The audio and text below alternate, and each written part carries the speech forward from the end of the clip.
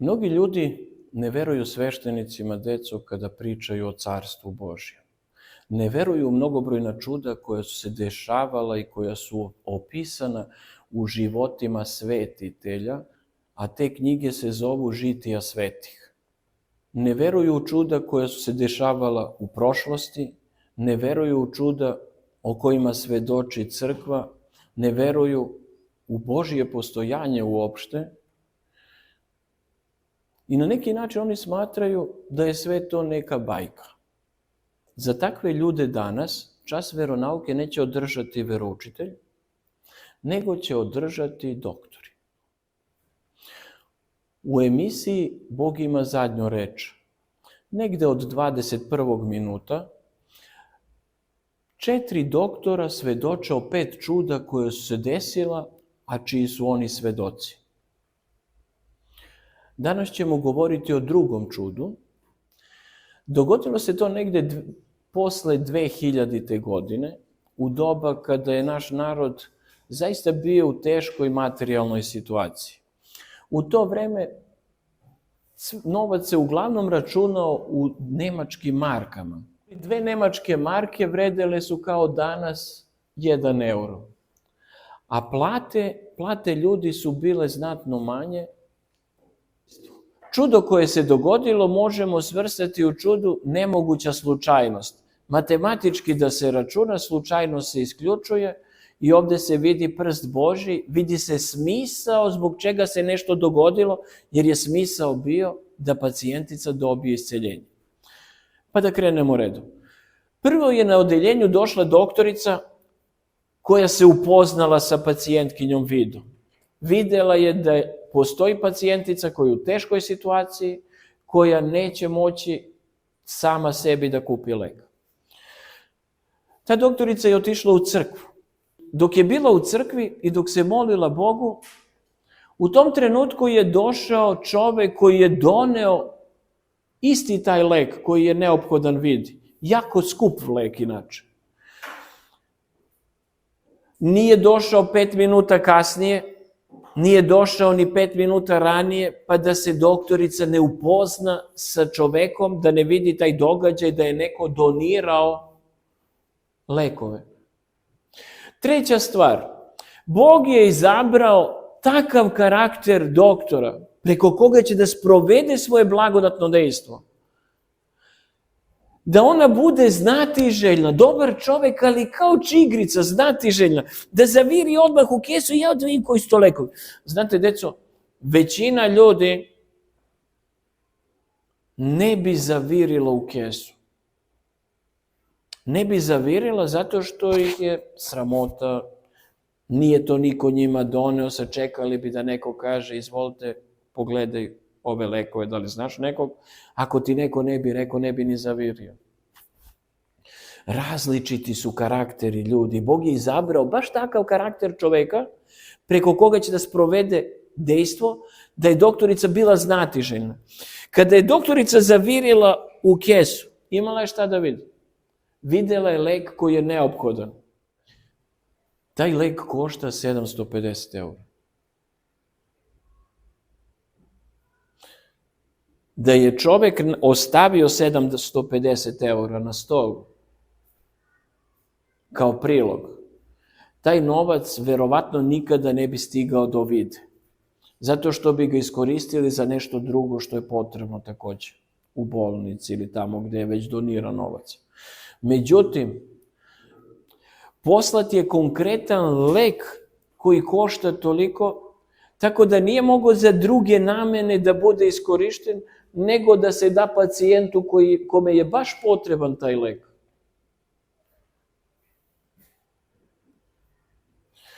Gledajući ove sitne detalje, deco, koji svaki od njih ima svoj smisao, mi možemo prepoznati da je neko uzvišeno biće želelo da taj lek na neki način baš stigne do određene pacijentice, da ona primi terapiju i da bude izlečena.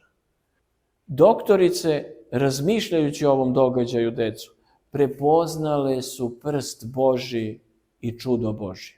O ovom čudu ne svedoči veroučitelj, ne svedoči sveštenik, Ne svedoče žitija svetih, nego svedoči doktorica koja je bila akter tog događaja.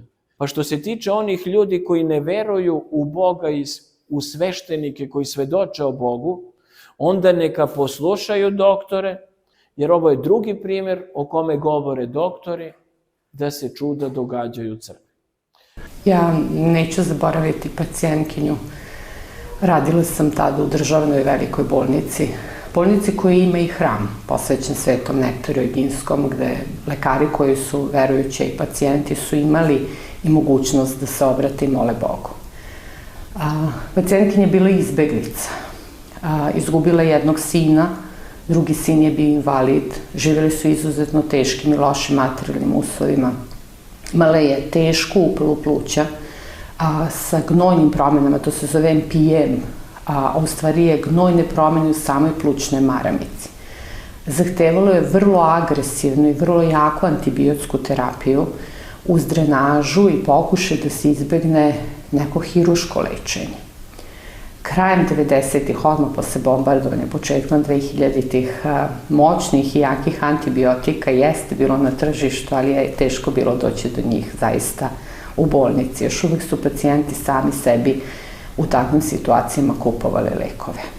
A za nju je bilo jako teško, postoje antibiotik, zaštićen ime mu je Konet, imipenem, koji je možda mogao da reši taj problem. I jedno jutro, spremajući se da ponovo radim pleuralnu punkciju, da vučemo te gnoj iz tih džepova koji se već sam organizuje, gde je vrlo mučno bilo i za pacijenta i za lekara, koleginice i ja smo razgovarale i ja sam rekla, jao Bože, kada bismo imali Konet da damo ženi, sigurno bi se ona sa tim spasla svih ovih muka. Onda je koleginica rekla, pa zašto ne kažeš da kupi? Kako da kupi ako je jedna ampula u to vreme 100 maraka, njoj trebaju 3 ampule na dan, pa tako najmanje 5 dana, možda će žena prodati sve što ima i neće imati posle čega da žive, a možda lek neće pomoći. I nisam se usuđivala da joj kažem da sama uđe u tako jedan trošak. Na tom se završio naš razgovor, ja sam otišla u sobu da odradim pleuralnu punkciju, koleginica je otišla svojim putem. Ja ništa nisam uspela da izvučem veliko iz te plućne maramice, videlo se da ishod neće biti dobar i da takva jedna upala pluća može i da odnese, odnosno da što pre treba da ide na hirurgiju.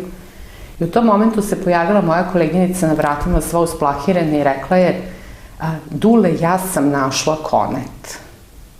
Ja sam rekla, našla Konet, to na ulici, izašla sam brzo iz sobe da ne sluša pacijentkinja i ona je ovako ispričala. Otišla sam usput i da upalim sveću za pokoj duše moje sestre, koja je preminula kao mlad lekar od leukemije.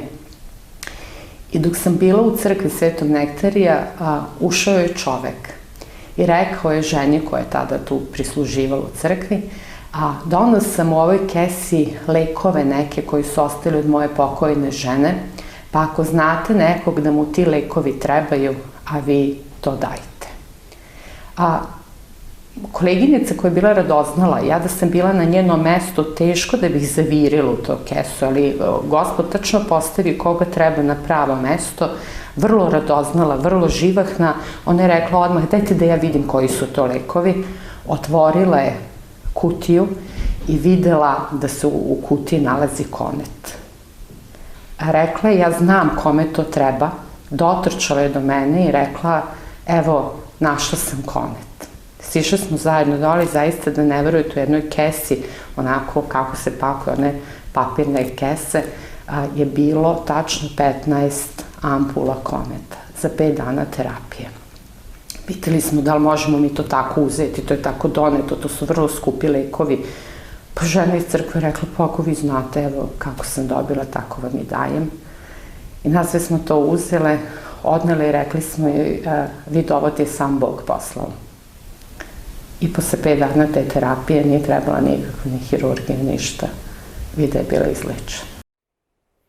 Hvala Bogu da su doktori svedočili ovim čudima koje su doživjeli u svojoj karijeri. Prvo čudo je bilo vezano za nadprirodno delovanje Božje preko svetitelja. A drugo čudo o kome govori doktorica jeste nemoguća slučajnost. Traži smisao, pronaći ćeš Boga. Vidi se kako je sve smisleno donešeno i prenešeno da se blagodat Božja izlije sa jednog čoveka na drugog i da dođe do pacijentice da dobije izlečenje. Oba čuda svedoče doktori da su doživjeli u svojoj karijeri i daju još veću potvrdu Božjeg postojanja u današnje vreme i čuda Božje koja se i danas događaju.